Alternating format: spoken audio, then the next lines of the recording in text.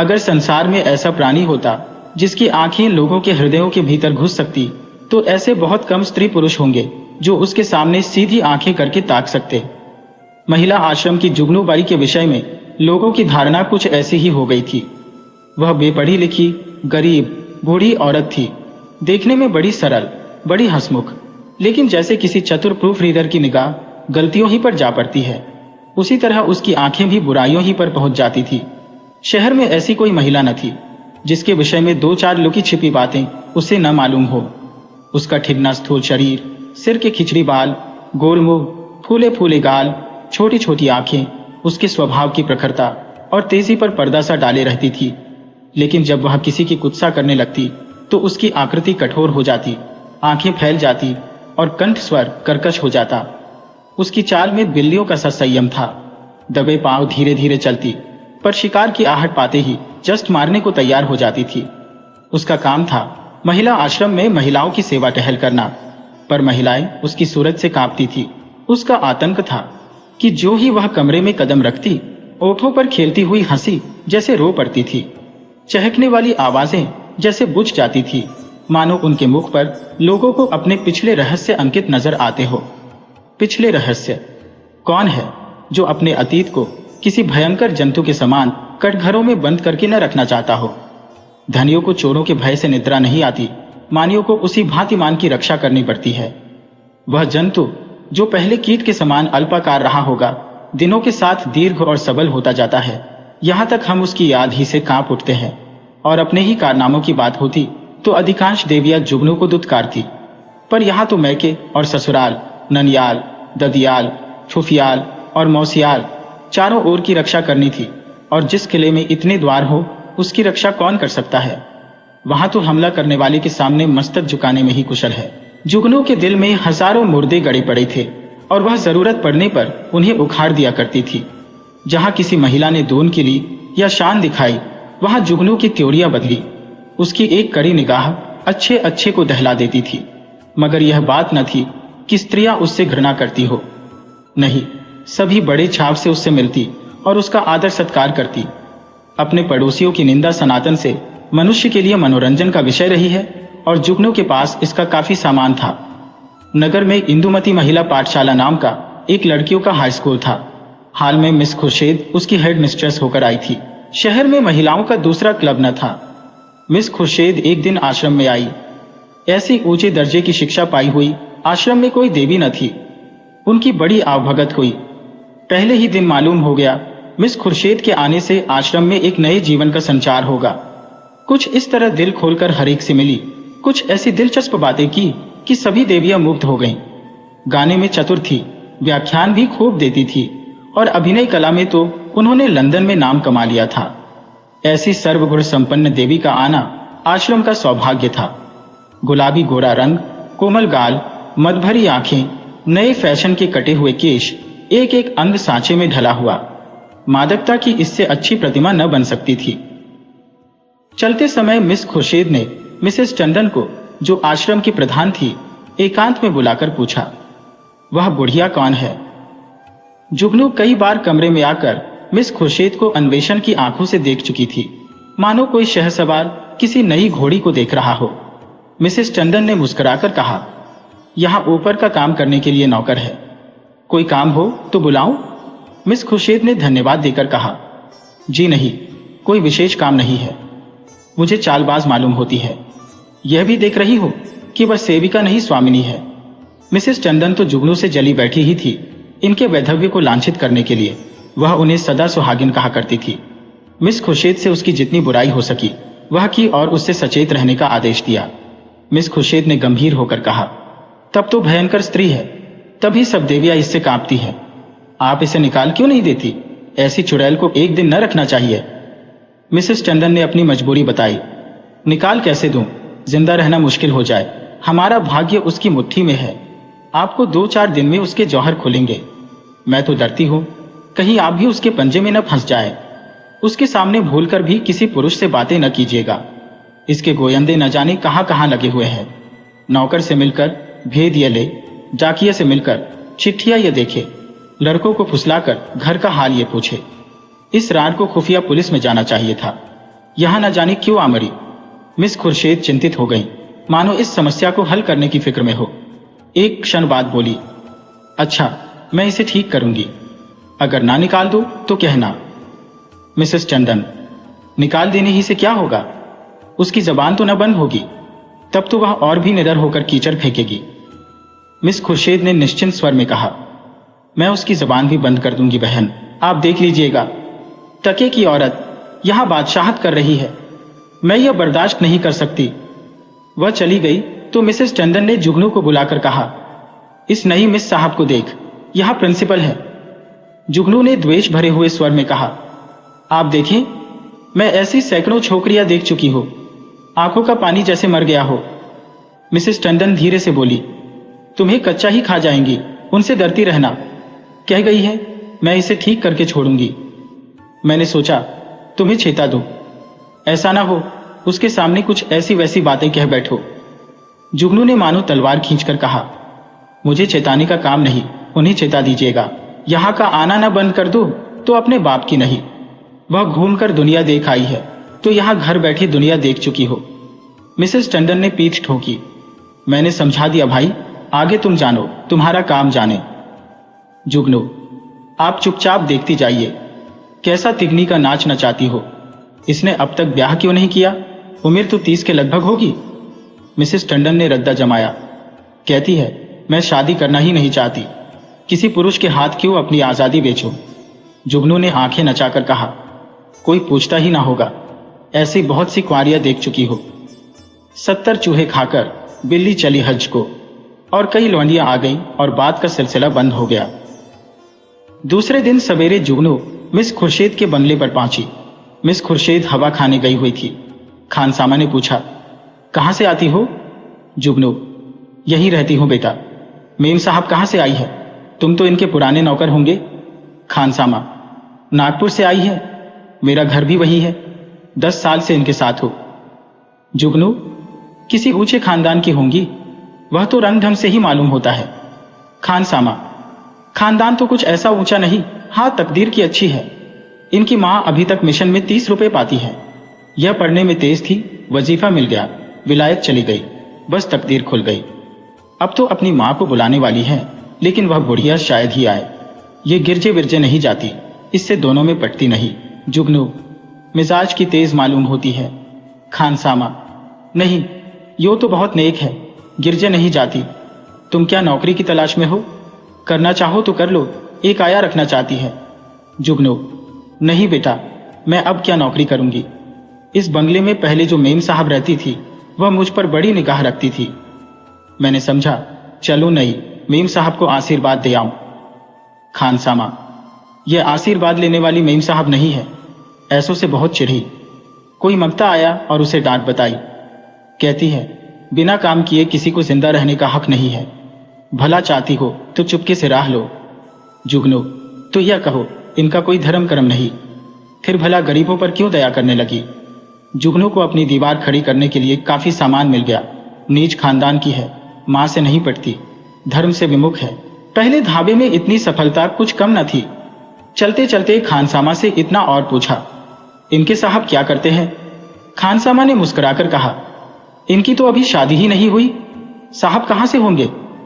जुगनू ने बनावटी आश्चर्य से कहा, अरे अब तक ब्याह ही नहीं हुआ? हमारे यहां तो दुनिया हंसने लगे। खानसामा, अपना अपना रिवाज है, इनके यहां तो कितनी ही औरतें उम्र भर ब्याह नहीं करती। जुगनू ने मार्मिक भाव से कहा, ऐसी कुंवारियों को मैं बहुत देख चुकी। हमारी बिरादरी में कोई इस तनो रहे तो थोड़ी थोड़ी हो जाए, मुदा इनके यहां जो जी में आवे करो कोई नहीं पूछता। इतने में मिस खुर्शीद आ पहुंची। गुलाबी जाड़ा पड़ने लगा था। मिस साहब साड़ी के ऊपर ओवरकोट पहने हुए थी। एक हाथ में छतरी थी, दूसरे में छोटे कुत्ते की जंजीर। प्रभात की शीतल वायु में व्यायाम ने कपोलों को ताजा और सुर्ख कर दिया था। जुगनू ने झुककर सलाम किया, पर उन्होंने उसे देखकर भी न देखा। अंदर जाते ही खानसामा को बुलाकर पूछा, यह औरत क्या करने आई है? खानसामा ने जूते का फीता खोलते हुए कहा, भिखारिन है हुजूर, पर औरत समझदार है। मैंने कहा, यहां नौकरी करेगी तो राजी नहीं हुई। पूछने लगी, इनके साहब क्या करते हैं? जब मैंने बता दिया तो इसे बड़ा ताज्जुब हुआ, और होना ही चाहे। हिंदुओं में तो दुधमुहे बालकों तक का विवाह हो जाता है। खुर्शीद ने जांच की। और क्या कहती थी? और तो कोई बात नहीं हुजूर। अच्छा, उसे मेरे पास भेज दो। जुगनू ने जो ही कमरे में कदम रखा, मिस खुर्शीद ने कुर्सी से उठकर स्वागत किया। आइए माँ जी, मैं जरा सैर करने चली गई थी। आपके आश्रम में तो सब कुशल है? जुगनू एक कुर्सी का तकिया पकड़कर खड़ी खड़ी बोली। कुशल है मिस साहब। मैंने कहा, आपको आशीर्वाद दे आऊं। मैं आपकी चेरी हूं। जब कोई काम पड़े मुझे याद कीजिएगा। यहां अकेले तो हुजूर को अच्छा न लगता होगा। मिस खुर्शीद, मुझे अपने स्कूल की लड़कियों के साथ बड़ा आनंद मिलता है। वह सब मेरी ही लड़कियां हैं। जुगनू ने मातृभाव से सिर हिलाकर कहा, यह ठीक है मिस साहब, पर अपना अपना ही है। दूसरा अपना हो जाए तो अपनों के लिए कोई क्यों रोए। सहसा एक सुंदर सजीला युवक रेशमी सूट धारण किए, जूते चरमर करता हुआ अंदर आया। मिस खुर्शीद ने इस तरह दौड़कर प्रेम से उसका अभिवादन किया मानो जामे में फूली न समाती हो। जुगनू उसे देखकर कोने में दुबक गई। खुर्शीद ने युवक से गले मिलकर कहा, प्यारे, मैं कब से तुम्हारी राह देख रही हूं। जुगनू से, माँ जी आप जाइए, फिर कभी आना। यह हमारे परम मित्र विलियम किंग है। हम और यह बहुत दिनों तक साथ साथ पढ़े हैं। जुगनू चुपके से निकलकर बाहर आई। खानसामा खड़ा था। पूछा, ये लौंडा कौन है? खानसामा ने सिर हिलाया। मैंने इसे आज ही देखा है। शायद अब क्वारपन से जी उबा। अच्छा तरहदार जवान है। जुगनू, दोनों इस तरह टूटकर गले मिले हैं कि मैं तो लाज के मारे गड़ गई। ऐसा चूमा चाटी तो जोरू कसम में नहीं होती। दोनों लिपट गए। लौंडा तो मुझे देखकर कुछ झिझकता था, पर तुम्हारी मिस साहब तो जैसे मतवाली हो गई थी। खानसामा ने मानो अमंगल के आभास से कहा, मुझे तो कुछ बेरब मामला नजर आता है। जुगनू तो यहां से सीधे मिसेस टंडन के घर पहुंची। इधर मिस खुर्शीद और युवक में बातें होने लगी। मिस खुर्शीद ने कहखा मारकर कहा, तुमने अपना पार्ट खूब खेला लीला। बुढ़िया सचमुच चौंधिया गई। लीला, मैं तो डर रही थी कि कहीं बुढ़िया भांप न जाए। मिस खुर्शीद, मुझे विश्वास था वह आज जरूर आएगी। मैंने दूर ही से उसे बरामदे में देखा और तुम्हें सूचना दी। आज आश्रम में बड़े मजे रहेंगे। जी चाहता है महिलाओं की कन्फुसकियां सुनती। देख लेना, सभी उसकी बातों पर विश्वास करेंगी। लीला, तुम भी तो जानबूझकर दलदल में पांव रख रही हो। मिस खुर्शीद, मुझे अभिनय में मजा आता है। दिल लगी रहेगी। बुढ़िया ने बड़ा जुल्म कर रखा है। जरा उसे सबक देना चाहती हो। कल तुम इसी वक्त इसी ठाट से फिर आ जाना। बुढ़िया कल फिर आएगी। उसके पेट में पानी ना हजम होगा। नहीं, ऐसा क्यों? जिस वक्त वह आएगी मैं तुम्हें खबर दूंगी। बस तुम छैला बनी हुई पहुंच जाना। आश्रम में उस दिन जुगनू को दम मारने की फुर्सत न मिली। उसने सारा वृत्तांत मिसेस टंडन से कहा। मिसेस टंडन दौड़ी हुई आश्रम पहुंची और अन्य महिलाओं को खबर सुनाई। जुगनू उसकी तस्दीक करने के लिए बुलाई गई। जो महिला आती वह जुगनू के मुंह से यह कथा सुनती। हर एक रिहर्सल में कुछ कुछ रंग और चढ़ जाता। यहां तक कि दोपहर होते होते सारे शहर के सभ्य समाज में वह खबर गूंज उठी। एक देवी ने पूछा, यह युवक है कौन? मिसेस टंडन, सुना तो उनके साथ का पड़ा हुआ है। दोनों में पहले से कुछ बातचीत रही होगी। वही तो मैं कहती थी कि इतनी उम्र हो गई, ये कुंवारी कैसे बैठी है। अब कलई खुली। जुगनू, और कुछ हो या ना हो, जवान तो बाका है। टंडन, ये हमारी विद्वान बहनों का हाल है। जुगनू, मैं तो उसकी सूरत देखते ही ताड़ गई थी। धूप में बाल नहीं सफेद किए हैं। टंडन, कल फिर जाना। जुगनू, कल नहीं, मैं आज रात ही को जाऊंगी। लेकिन रात को जाने के लिए कोई बहाना जरूरी था। मिसेस टंडन ने आश्रम के लिए एक किताब मंगवा भेजी। रात को 9 बजे जुगनू मिस खुर्शीद के बंगले पर जा पहुंची। संयोग से लीलावती उस वक्त मौजूद थी। बोली, बुढ़िया तो बेतरह पीछे पड़ गई। मिस खुर्शीद, मैंने तुमसे कहा था उसके पेट में पानी न बचेगा। तुम जाकर रूप भर जाओ, तब तक मैं बातों में लगाती हूं। शराबियों की तरह अंत संत बकना शुरू करना। मुझे भगा ले जाने के प्रस्ताव भी करना। बस यूं बन जाना जैसे अपने होश में नहीं हो। लीला मिशन में डॉक्टर थी। उसका बंगला भी पास ही था। वह चली गई तो मिस खुर्शीद ने जुगनू को बुलाया। जुगनू ने एक पुर्जा उसको देकर कहा, मिसेस टंडन ने यह किताब मांगी है। मुझे आने में देर हो गई। मैं इस वक्त आपको कष्ट न देती, पर सवेरे ही वह मुझसे मांगेंगी। हजारों रुपये महीने की आमदनी है मिस साहब, मगर एक एक कौड़ी दांत से पकड़ती है। इनके द्वारे पर भिखारी को भीख तक नहीं मिलती। मिस खुर्शीद ने पुर्जा देखकर कहा, इस वक्त तो यह किताब नहीं मिल सकती, सुबह ले जाना, तुमसे कुछ बातें करनी है। बैठो, मैं अभी आती हूँ। वह पर्दा उठाकर पीछे के कमरे में चली गई और वहां से कोई 15 मिनट में एक सुंदर रेशमी साड़ी पहने, इत्र में बसी हुई, मुंह पर पाउडर लगाए निकली। जुगनू ने उसे आंखें फाड़कर देखा। ओहो, यह रिंगार! शायद इस समय वह लौंडा आने वाला होगा, तभी यह तैयारियां हैं। नहीं, सोने के समय कुंवारियों को बनाव सवार की क्या जरूरत। जुगनू की नीति में स्त्रियों के रिंगार का केवल एक उद्देश्य था, पति को लुभाना। इसलिए सुहागिनों के सिवा रिंगार और सभी के लिए वर्जित था। अभी खुर्शीद कुर्सी पर बैठने भी न पाई थी कि जूतों का चरमर सुनाई दिया और एक क्षण में विलियम किंग ने कमरे में कदम रखा। उसकी आंखें छड़ी हुई मालूम होती थी और कपड़ों से शराब की गंध आ रही थी। उसने बेधड़क मिस खुर्शीद को छाती से लगा लिया और बार बार उसके कपोलों के चुंबन लेने लगा। मिस खुर्शीद ने अपनी को उसके करपाश से छुड़ाने की चेष्टा करके कहा, चलो हटो, शराब पीकर आए हो। किंग ने उसे और चिमटाकर कहा, आज तुम्हें भी पिलाऊंगा प्रिय, तुमको पीना होगा, फिर हम दोनों लिपट कर सोवेंगे। नशे में प्रेम कितना सजीव हो जाता है, इसकी परीक्षा कर लो।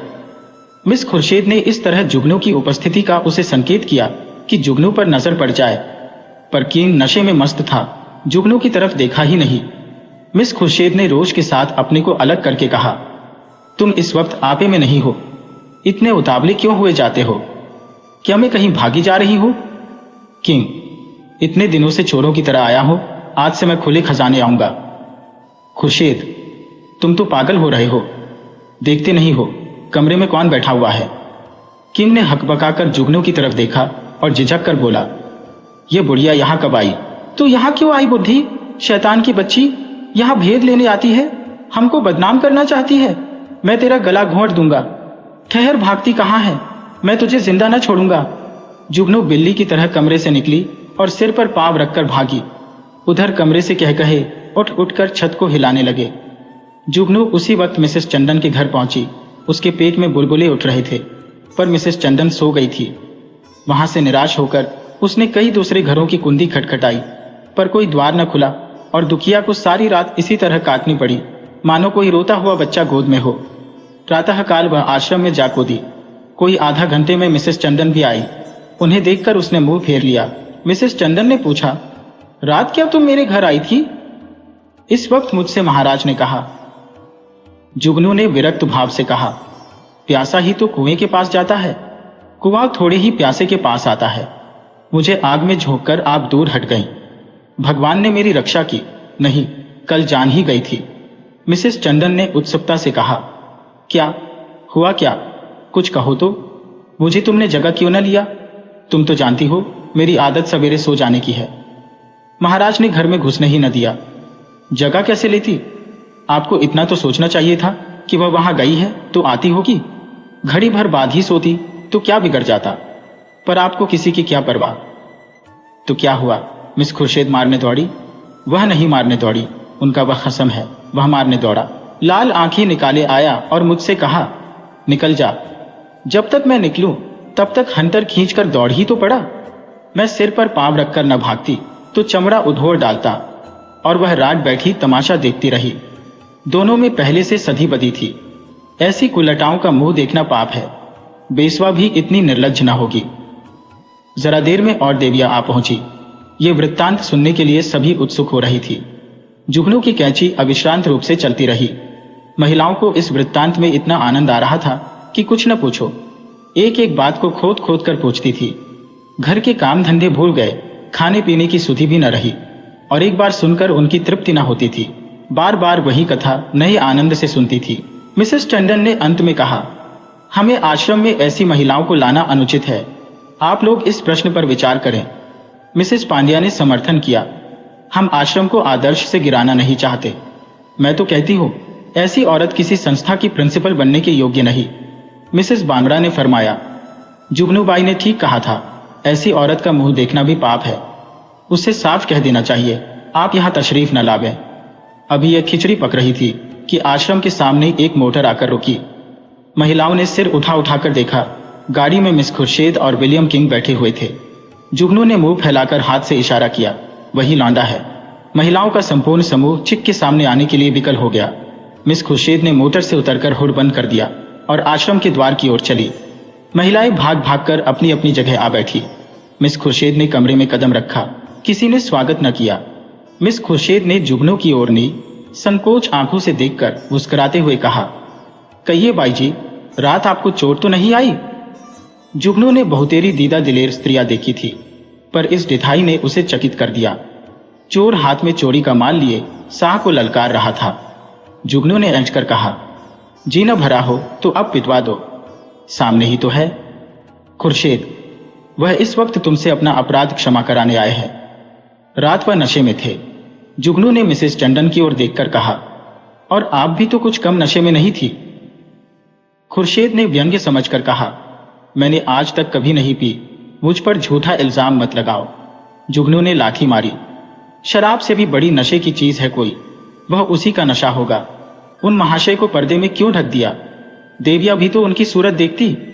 मिस खुर्शीद ने शरारत की। सूरत तो उनकी लाख 2 लाख में एक है। मिसेस टंडन ने आशंकित होकर कहा, नहीं, उन्हें यहां लाने की जरूरत नहीं। आश्रम को हम बदनाम नहीं करना चाहते। मिस खुर्शीद ने आग्रह किया, मुआमले को साफ करने के लिए उनका आप लोगों के सामने आना जरूरी है। एक तरफा फैसला आप क्यों करती है?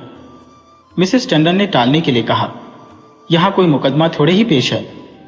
मिस खुर्शीद, वाह, मेरी इज्जत में बट्टा लगा जा रहा है और आप कहती हैं कोई मुकदमा नहीं है। मिस्टर किम आएंगे और आपको उनका बयान सुनना होगा। मिसेस टंडन को छोड़कर और सभी महिलाएं किम को देखने के लिए उत्सुक थी। किसी ने विरोध न किया। खुर्शीद ने द्वार पर आकर ऊंची आवाज से कहा, तुम जरा यहां चले आओ। हुड खुला और मिस लीलावती रेशमी साड़ी पहने मुस्कुराती हुई निकल आई। आश्रम में सन्नाटा छा गया। देविया विस्मित आंखों से लीलावती को देखने लगी। जुगनू ने आंखें चमकाकर कहा, उन्हें कहां छिपा दिया आपने? खुर्शीद, छूमंतर से उड़ गए, जाकर गाड़ी देख लो। जुगनू लपक कर गाड़ी के पास गई और खूब देखभाल कर मुंह लटकाए हुए लौटी। मिस खुर्शीद ने पूछा, क्या हुआ, मिला कोई? जुगनू, मैं ये तिरिया चरित्र क्या जानूं? लीलावती को गौर से देखकर, और मर्दों को साड़ी पहनाकर आंखों में धूल झोंक रही हो।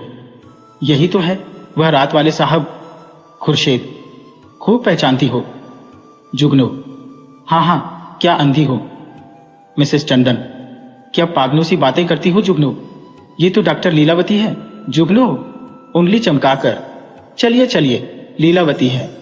साड़ी पहनकर औरत बनते लाज भी नहीं आती। तुम रात को इनके घर नहीं थे?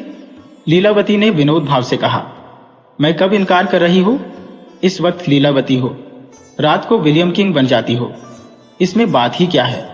देवियों को अब यथार्थ की लालिमा दिखाई दी। चारों तरफ कहकहे पड़ने लगे। कोई तालियां बजाती थी, कोई डॉक्टर लीलावती की गर्दन से लिपट जाती थी, कोई मिस खुर्शीद की पीठ पर थपकियां देती थी। कई मिनट तक हुहक मचता रहा। जुगनू का मुंह उस लालिमा में बिल्कुल जरा सा निकल आया। जबान बंद हो गई। ऐसा चरखा उसने कभी न खाया था, इतनी जलील कभी न हुई थी। मिसेस मेहरा ने डांट बताई, अब बोलो दाई, लगी मुंह में कालिक की नहीं? मिसेस बांगड़ा, इसी तरह सबको बदनाम करती है। लीलावती, आप लोग भी तो जो यह कहती है उस पर विश्वास कर लेती है। इस हरबोंग में जुगनू को किसी ने जाते न देखा। अपने सिर पर यह तूफान उठते देखकर उसे चुपके से सरक जाने में ही अपनी कुशल मालूम हुई। पीछे के द्वार से निकली और गलियों गलियों भागी। मिस खुर्शीद ने कहा, जरा उससे पूछो मेरे पीछे क्यों पड़ गई थी? मिसेस टंडन ने पुकारा, पर जुगनू कहाँ? तलाश होने लगी। जुगनू गायब। उस दिन से शहर में फिर किसी ने जुगनू की सूरत नहीं देखी। आश्रम के इतिहास में यह मामला आज भी उल्लेख और मनोरंजन का विषय बना हुआ है।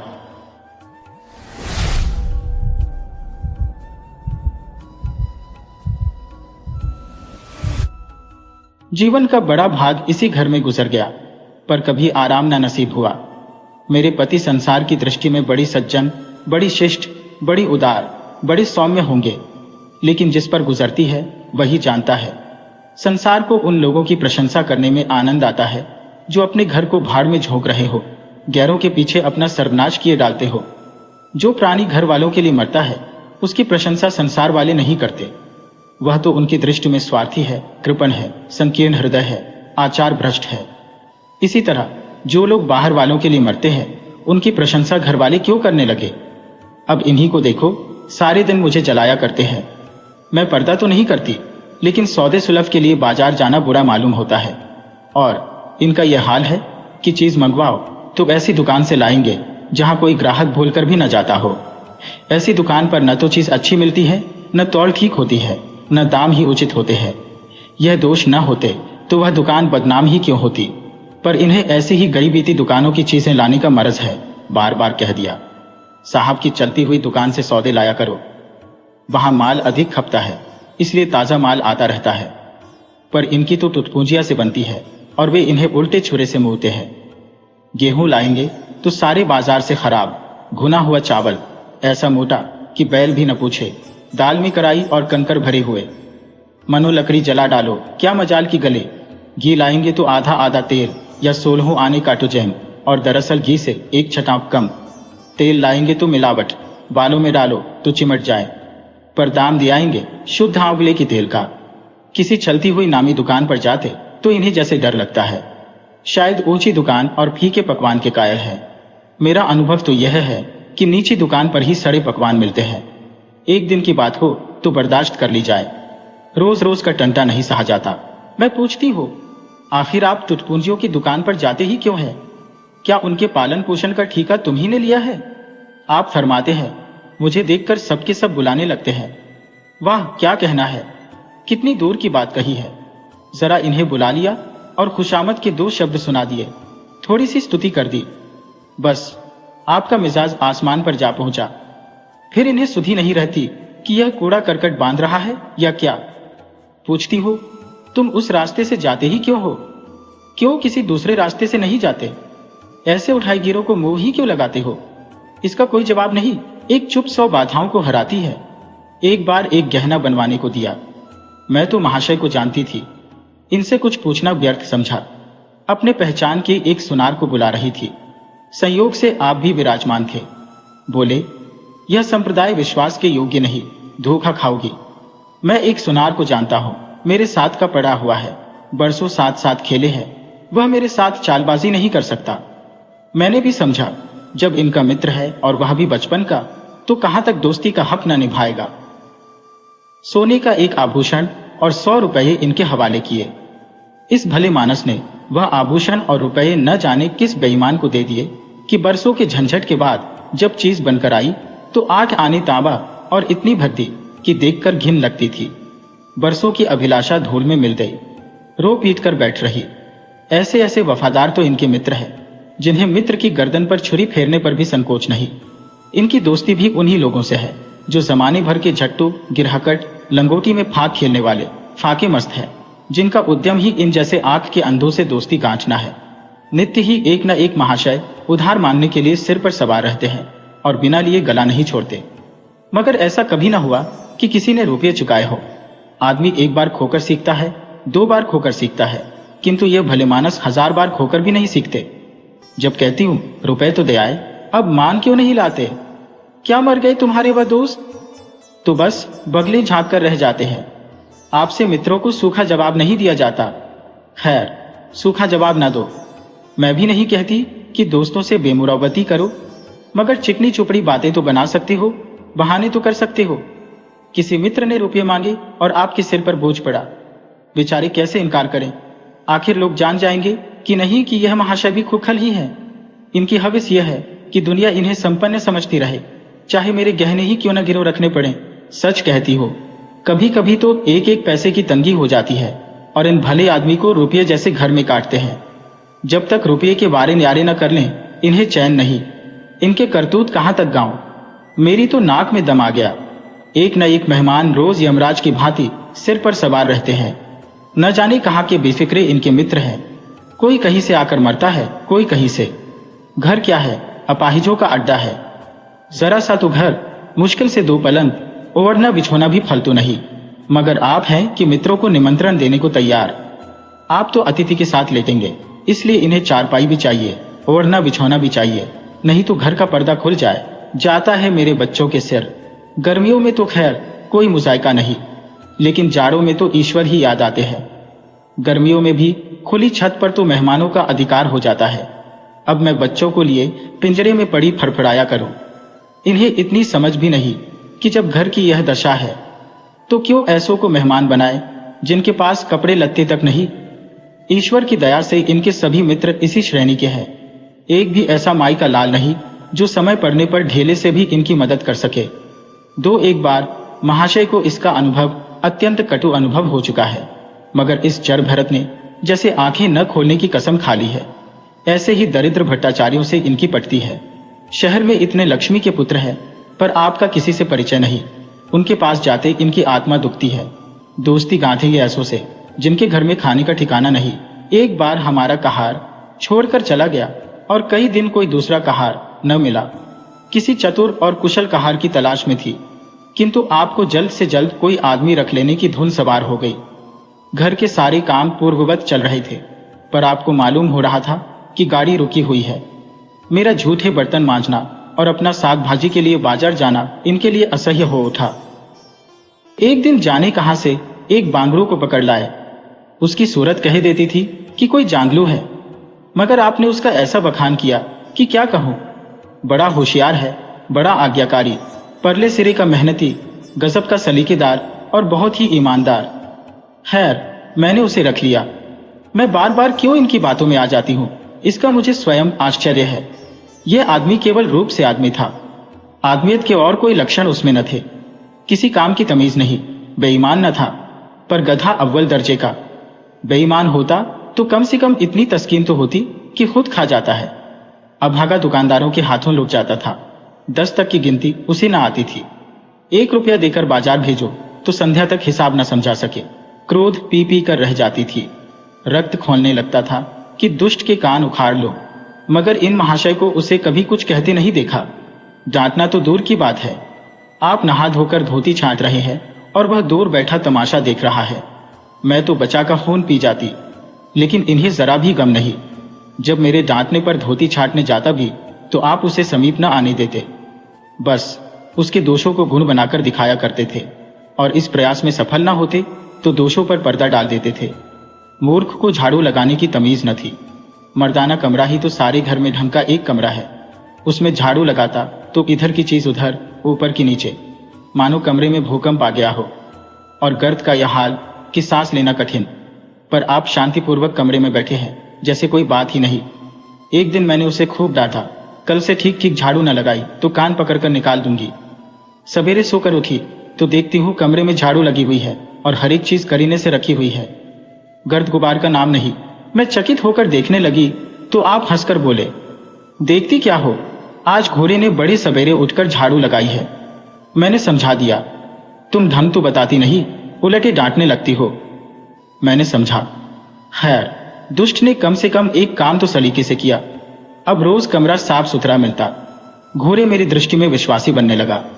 संयोग की बात, एक दिन मैं जरा मामूल से सवेरे उठ बैठी और कमरे में आई तो क्या देखती हूँ कि घोड़े द्वार पर खड़ा है और आप तन मन से कमरे में झाड़ू लगा रहे हैं। मेरी आंखों में खून उतर आया। उनके हाथ से झाड़ू छीनकर घोड़े के सिर जमा दी। हरामखोर को उसी दम निकाल बाहर किया। आप फरमाने लगे, उसका महीना तो चुका दो। वाहरी समझ, एक तो काम न करे, उस पर आंखें दिखाए, उस पर पूरी मजूरी भी चुका दूं। मैंने एक कौड़ी भी न दी। एक कुर्ता दिया था, वह भी छीन लिया। इस पर जर भरत महाशय मुझसे कई दिन रूठे रहे। घर छोड़कर भागे जाते थे, बड़ी मुश्किलों से रुके। ऐसे ऐसे भोंदू भी संसार में पड़े हुए हैं। मैं न होती तो शायद अब तक इन्हें किसी ने बाजार में बेच दिया होता। एक दिन मेहतर ने उतारे कपड़ों का सवाल किया। इस बेकारी के जमाने में फालतू कपड़े तो शायद पुलिस वालों या रईसों के घर में हो। मेरे घर में तो जरूरी कपड़े भी काफी नहीं। आपका वस्त्रालय एक बक्ची में आ जाएगा जो डाक के पार्सल से कहीं भेजा जा सकता है। फिर इस साल जाड़ों के कपड़े बनवाने की नौबत ना आई। पैसे नजर नहीं आते, कपड़े कहां से बने। मैंने मेहतर को साफ जवाब दे दिया। कड़ाके का जाड़ा पड़ रहा था, इसका अनुभव मुझे कम न था। गरीबों पर क्या बीत रही है इसका भी मुझे ज्ञान था, लेकिन मेरे या आपके पास खेत के सिवा इसका और क्या इलाज है। जब तक समाज का यह संगठन रहेगा ऐसी शिकायतें पैदा होती रहेंगी। जब एक एक अमीर और रईस के पास एक एक मालगाड़ी कपड़ों से भरी हुई है, तब फिर निर्धनों को क्यों न नग्नता का कष्ट उठाना पड़े। खैर, मैंने तो मेहतर को जवाब दे दिया। आपने क्या किया कि आपका कोट उठाकर उसको भेंट कर दिया। मेरी देह में आग लग गई। इतनी दानशील नहीं हो कि दूसरों को खिलाकर आप सो रहो। देवता के पास यही एक कोट था। आपको इसकी जरा भी चिंता न हुई कि पहनेंगे क्या। यश के लोभ ने जैसे बुद्धि ही हर ली। मेहतर ने सलाम किया, दुआएं दी और अपनी राह ली। आप कई दिन सर्दी से ठिठुरते रहे। प्रातःकाल घूमने जाया करते थे, वह बंद हो गया। ईश्वर ने उन्हें हृदय भी एक विचित्र प्रकार का दिया है। फटे पुराने कपड़े पहनते आपको जरा भी संकोच नहीं होता। मैं तो मारे लाज के गड़ जाती हूँ, पर आपको जरा फिक्र नहीं। कोई हंसता है तो हंसे आपकी बला से। अंत में जब मुझसे न देखा गया तो एक कोट बनवा दिया। जी तो जलता था कि खूब सर्दी खाने दो, पर डरी कि कहीं बीमार पड़ जाए तो और बुरा हो। आखिर काम तो उन्हीं को करना है। महाशय अपने दिल में समझते होंगे मैं कितना विनीत, कितना परोपकारी हो। शायद इन्हें इन बातों का गर्व हो। मैं इन्हें परोपकारी नहीं समझती, न विनीत ही समझती हो। यह जड़ता है, सीधी सादी निरीहता। जिस मेहतर को आपने अपना कोट दिया उसे मैंने कई बार रात को शराब के नशे में मस्त झूमता देखा है और आपको दिखा भी दिया है। फिर दूसरों की विवेकहीनता की प्रौति हम क्यों करें। अगर आप विनीत और परोपकारी होते तो घर वालों के प्रति भी तो आपके मन में कुछ उदारता होती। यह सारी उदारता बाहर वालों ही के लिए सुरक्षित है। घर वालों को उसका अल्पांश भी न मिलना चाहिए। मेरी इतनी अवस्था बीत गई, पर इस भले आदमी ने कभी अपने हाथों से मुझे एक उपहार भी न दिया। बेशक मैं जो चीज बाजार से मंगवाऊं उसे लाने में इन्हें जरा भी आपत्ति नहीं, बिल्कुल उज्र नहीं, मगर रुपये मैं दे दूं यह शर्त है। इन्हें खुद कभी यह उमंग नहीं होती। यह मैं मानती हूं कि बेचारे अपने लिए भी कुछ नहीं लाते। मैं जो कुछ मंगवा दूं उसी पर संतुष्ट हो जाते हैं। मगर आखिर आदमी कभी कभी शौकन की चीजें चाहता ही है। अन्य पुरुषों को देखती हो, स्त्री के लिए तरह तरह के गहने, भांति भांति के कपड़े, शौक श्रृंगार की वस्तुएं लाते रहते हैं। यहाँ इस व्यवहार का निषेध है। बच्चों के लिए भी मिठाइयाँ, खिलौने, बाजे शायद जीवन में एक बार भी न लाए हो। शपथ भी खाली है। इसलिए मैं तो इन्हें कृपण कहूंगी, अरसिक कहूंगी, हृदय शून्य कहूंगी, उदार नहीं कह सकती। दूसरों के साथ इनका जो सेवा भाव है उसका कारण है इनका यश लोभ और व्यावहारिक अज्ञानता। आपके विनय का यह हाल है कि जिस दफ्तर में आप नौकर हैं उसके किसी अधिकारी से आपका मेल जोल नहीं। अफसरों को सलाम करना तो आपकी नीति के विरुद्ध है। नजर या डाली तो दूर की बात है। और तो और कभी किसी अफसर के घर नहीं जाते। इसका खामियाजा आप न उठाए तो कौन उठाए। औरों को रियायती छुट्टियां मिलती हैं, आपका वेतन कटता है। औरों की तरक्कियां होती हैं, आपको कोई पूछता भी नहीं। हाजिरी में 5 मिनट की भी देर हो जाए तो जवाब पूछा जाता है। बेचारे जी तोड़कर काम करते हैं। कोई बड़ा कठिन काम आ जाता है तो इन्हीं के सिर मढ़ा जाता है। इन्हें जरा भी आपत्ति नहीं। दफ्तर में इन्हें घिस्सू, पिस्सू आदि उपाधियां मिली हुई है, मगर पड़ाव कितना ही बड़ा मारे इनके भाग्य में वही सूखी घास लिखी है। यह विनय नहीं है, स्वाधीन मनोवृत्ति भी नहीं है। मैं तो इसे समय चातुरी का अभाव कहती हूँ, व्यावहारिक ज्ञान की क्षति कहती हूँ। आखिर कोई अफसर आपसे क्यों प्रसन्न हो? इसलिए कि आप बड़ी मेहनती हैं। दुनिया का काम मुरव्वत और रवादारी से चलता है। अगर हम किसी से खींचे रहे तो कोई कारण नहीं कि वह भी हमसे न खींचा रहे। फिर जब मन में क्षोभ होता है तो वह दफ्तरी व्यवहारों में भी प्रकट हो ही जाता है। जो मातहत अफसर को प्रसन्न रखने की चेष्टा करता है, जिसकी जात से अफसर का कोई व्यक्तिगत उपकार होता है, जिस पर वह विश्वास कर सकता है, उसका लिहाज वह स्वभावतः करता है। ऐसे सिरागियों से क्यों किसी को सहानुभूति होने लगी? अफसर भी तो मनुष्य है। उसके हृदय में जो सम्मान और विशिष्टता की कामना है वह कहाँ पूरी हो? जब अधीनस्थ कर्मचारी ही उससे फिरंत रहे तो क्या उसके अफसर उसे सलाम करने आएंगे? आपने जहां नौकरी की वहां से निकाले गए। कभी किसी दफ्तर में 2-3 साल से ज्यादा न टिके। या तो अफसर से लड़ गए या कार्याधिक्य के कारण छोड़ बैठे। आपको कुटुंब सेवा का दावा है। आपके कई भाई भतीजे होते हैं, वह कभी इनकी बात भी नहीं पूछते। आप बराबर उनका मुंह ताकते रहते हैं। इनके एक भाई साहब आजकल तहसीलदार है। घर की मिल्कियत उन्हीं की निगरानी में है। वह ठाठ से रहते हैं।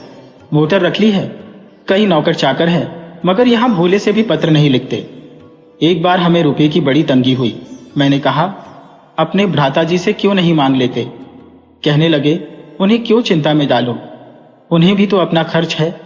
कौन सी ऐसी बचत हो जाती होगी। जब मैंने बहुत मजबूर किया तो आपने पत्र लिखा। मालूम नहीं पत्र में क्या लिखा। पत्र लिखा या मुझे चकमा दे दिया। रुपए न आने थे न आए। कई दिनों के बाद मैंने पूछा। कुछ जवाब आया श्रीमान के भाई साहब के दरबार से। आपने रुष्ट होकर कहा, अभी केवल 1 सप्ताह तो खत पहुंचे हुए, अभी क्या जवाब आ सकता है।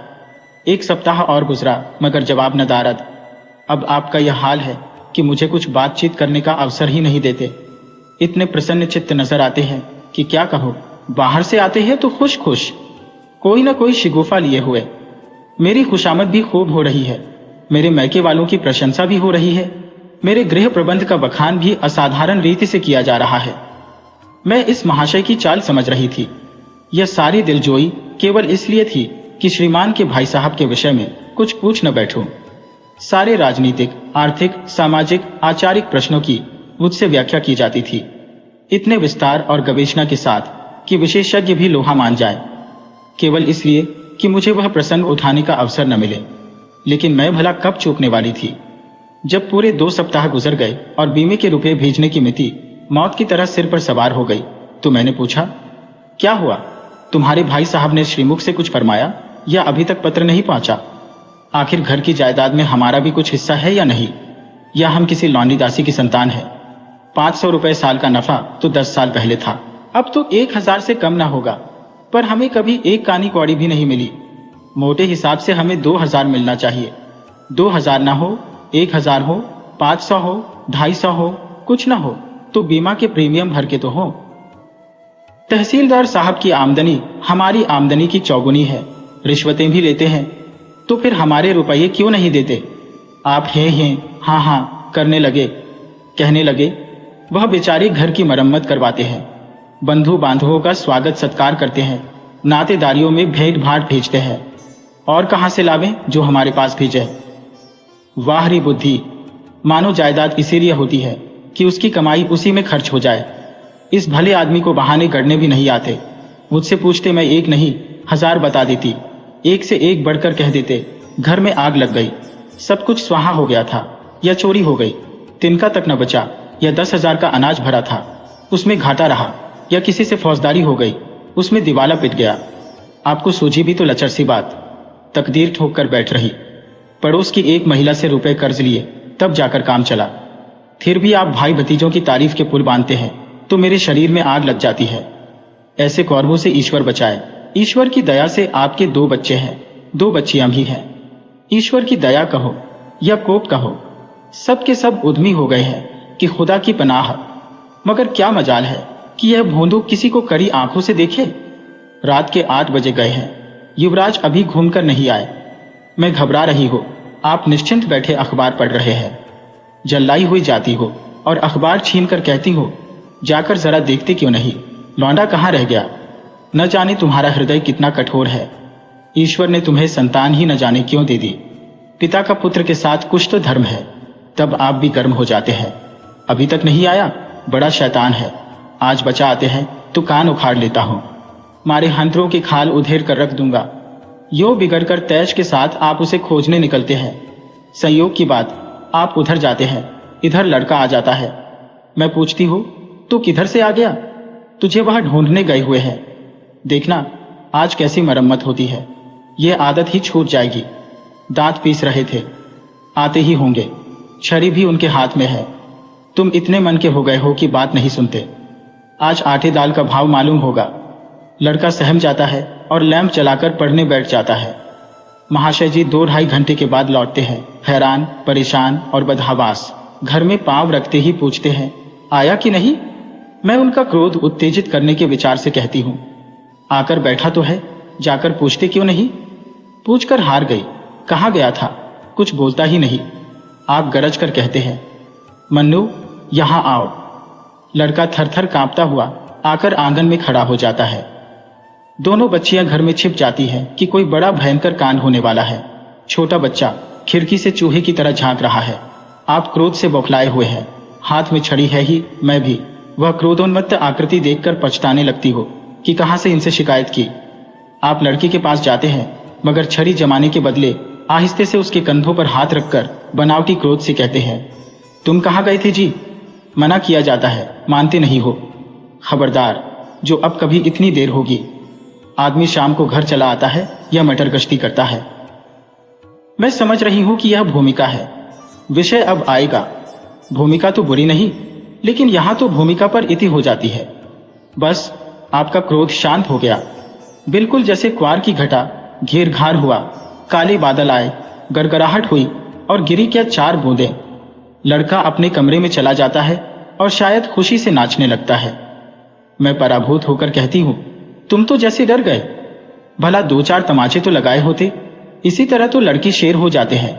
आप फरमाते हैं, तुमने सुना नहीं मैंने कितने जोर से डांटा, बचा की जान ही निकल गई होगी।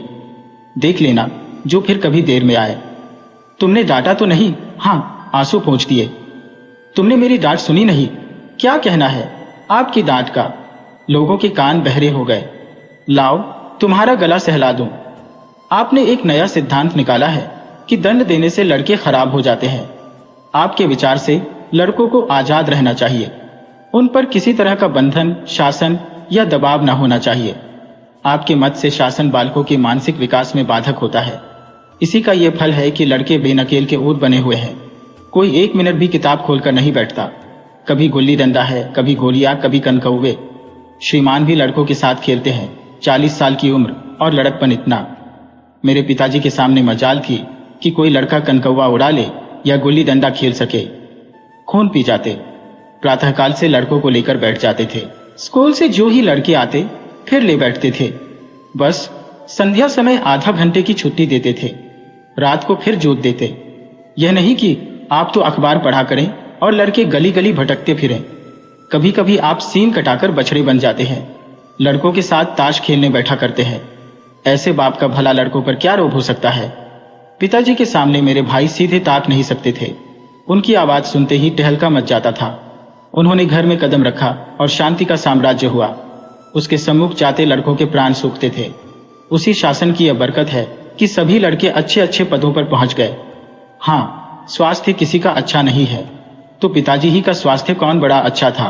बेचारे हमेशा किसी न किसी औषधि का सेवन करते रहते थे। और क्या कहो, एक दिन तो हद ही हो गई। श्रीमान जी लड़कों को कनकौवा उड़ाने की शिक्षा दे रहे थे। यो घुमाओ, यो गोता दो, यो खींचो, यो डील दो, ऐसा तन मन से सिखा रहे थे, मानो गुरु मंत्र दे रहे हो। उस दिन मैंने इनकी ऐसी खबर ली कि याद करते होंगे। तुम कौन होते हो मेरे बच्चों को बिगाड़ने वाले? तुम्हें घर से कोई मतलब नहीं है, न हो, लेकिन आप मेरे बच्चों को खराब न कीजिए। बुरी बुरी आदतें न सिखाइए। आप उन्हें सुधार नहीं सकते तो कम से कम बिगाड़िए मत। लगे बगले झांकने। मैं चाहती हूं एक बार यह भी गर्म पड़े तो अपना चंदी रूप दिखाऊं, पर ये इतना जल्द दब जाते हैं कि मैं हार जाती हूं। पिताजी किसी लड़के को मेले तमाशे न ले जाते थे। लड़का सिर पटक कर मर जाए मगर जरा भी न पसीजते थे। और इन महात्मा जी का यह हाल है कि एक एक से पूछकर मेले ले जाते हैं। चलो चलो, वहां बड़ी बहार है, खूब आतिशबाजियां छूटेंगी, गुब्बारे उड़ेंगे, विलायती चरखियां भी है, उन पर मजे से बैठना। और तो और आप लड़कों को हॉकी खेलने से भी नहीं रोकते। यह अंग्रेजी खेल भी कितने जानलेवा होते हैं। क्रिकेट, फुटबॉल, हॉकी, एक से एक घातक। गेंद लग जाए तो जान लेकर ही छोड़े। पर आपको इन सभी खेलों से प्रेम है। कोई लड़का मैच में जीत कर आ जाता है तो ऐसे फूल उठते हैं मानो किला जीत कर आया हो।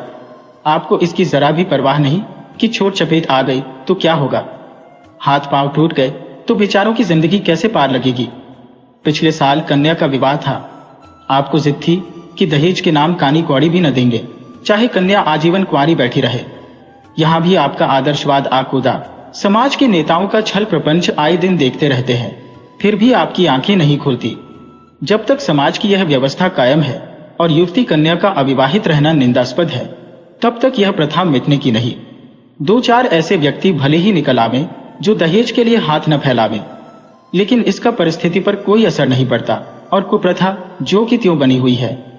पैसों की तो कमी नहीं है, दहेज की बुराइयों पर लेक्चर दे सकते हैं, लेकिन मिलते हुए दहेज को छोड़ देने वाला मैंने आज तक न देखा। जब लड़कों की तरह लड़कियों की शिक्षा और जीविका की सुविधाएं निकल आएंगी तो यह प्रथा भी विदा हो जाएगी। उसके पहले संभव नहीं। मैंने जहां जहां संदेश भेजा दहेज का प्रश्न उठ खड़ा हुआ और आपने प्रत्येक अवसर पर टांग अठाई। अब इस तरह पूरा साल गुजर गया और कन्या को 17वां लग गया तो मैंने एक जगह बात पक्की कर ली। आपने भी स्वीकार कर लिया, क्योंकि वर पक्ष ने लेन देन का प्रश्न उठाया ही नहीं। हालांकि अंतःकरण में उन लोगों को पूरा विश्वास था कि अच्छी रकम मिलेगी, और मैंने भी तय कर लिया था कि यथाशक्ति कोई बात उठा न रखूंगी। विवाह के सकुशल होने में कोई संदेह न था, लेकिन इन महाशय के आगे मेरी एक न चली। यह प्रथा निंद्य है, यह रस्म निरर्थक है, यहाँ रुपये की क्या जरूरत, यह गीतों का क्या काम। नाक में दम था। ये क्यों, वह क्यों, ये तो साफ दहेज है। तुमने मेरे मुंह में कालिक लगा दी, मेरी आबरू मिटा दी। जरा सोचिए इस परिस्थिति को कि बारात द्वार पर पड़ी हुई है और यहाँ बात बात पर शास्त्रार्थ हो रहा है। विवाह का मुहूर्त आधी रात के बाद था। प्रथानुसार मैंने व्रत रखा, किंतु आपकी टेक थी कि व्रत की कोई जरूरत नहीं। जब लड़के के माता पिता व्रत नहीं रखते, जब लड़का तक व्रत नहीं रखता, तो कन्या पक्ष वाले ही व्रत क्यों रखें। मैं और सारा खानदान मना करता रहा, लेकिन आपने नाश्ता किया, भोजन किया। खैर, कन्यादान का मुहूर्त आया। आप सदैव से इस प्रथा के विरोधी हैं, आप इसे निषिद्ध समझते हैं। कन्या क्या दान की वस्तु है? दान रुपये पैसे जगह जमीन का हो सकता है, पशु दान भी होता है, लेकिन लड़की का दान एक लचर सी बात है। कितना समझाती हो, पुरानी प्रथा है, वेदकाल से होती चली आई है, शास्त्रों में इसकी व्यवस्था है। संबंधी समझा रहे हैं, पंडित समझा रहे हैं, पर आप है कि कान पर जो नहीं रेंगती। हाथ जोड़ती हो, पैरों पड़ती हो, गिड़गिड़ाती हो, लेकिन मंडप के नीचे न गए। और मजा यह है कि आपने ही तो यह अनर्थ किया और आप ही मुझसे रूठ गए। विवाह के पश्चात महीनों बोलचाल न रही, झक मारकर मुझी को मानना पड़ा। किंतु सबसे बड़ी विडंबना यह है कि इन सारे दुर्गुणों के होते हुए भी मैं इनसे एक दिन भी पृथक नहीं रह सकती, एक क्षण का वियोग नहीं सह सकती। इन सारे दोषों पर भी मुझे इनसे प्रकार प्रेम है। इनमें यह कौन सा गुण है जिस पर मैं मुग्ध हूं, मैं खुद नहीं जानती। पर इनमें कोई बात ऐसी है जो मुझे इनकी चेरी बनाए हुए है। वह जरा मामूली सी देर में घर आते हैं तो प्राण न हो में समा जाते हैं। आज यदि विधाता इनके बदले मुझे कोई विद्या और बुद्धि का पुतला, रूप और धन का देवता भी दे, तो मैं उसकी ओर आंखें उठाकर न देखूं। यह धर्म की बेड़ी नहीं है, कदापि नहीं, प्रथागत पतिव्रत भी नहीं, बल्कि हम दोनों की प्रकृति में कुछ ऐसी क्षमताएं, कुछ व्यवस्थाएं उत्पन्न हो गई है, मानो किसी मशीन के कल पुर्जे घिस घिसाकर फिट हो गए हो और एक पुर्जे की जगह दूसरा पुर्जा काम न दे सके, चाहे वह पहले से कितना ही सुधार, नया और सुदृढ़ क्यों न हो। जाने हुए रास्ते से हम निशंक आंखें बंद किए जाते हैं। उसके ऊंच नीच, मोड़ और घुमाव सब हमारी आंखों में समाये हुए हैं। अनजान रास्ते पर चलना कितना कष्टप्रद होगा। शायद आज मैं इनके दोषों को गुणों से बदलने पर भी तैयार ना होंगी। वीडियो अच्छी लगे हो तो इसे लाइक करें और ऐसी ही मजेदार कहानियों के लिए चैनल को सब्सक्राइब करें और बेल आइकन दबाएं। ज़्यादा से ज़्यादा अपने दोस्तों को शेयर करें। धन्यवाद।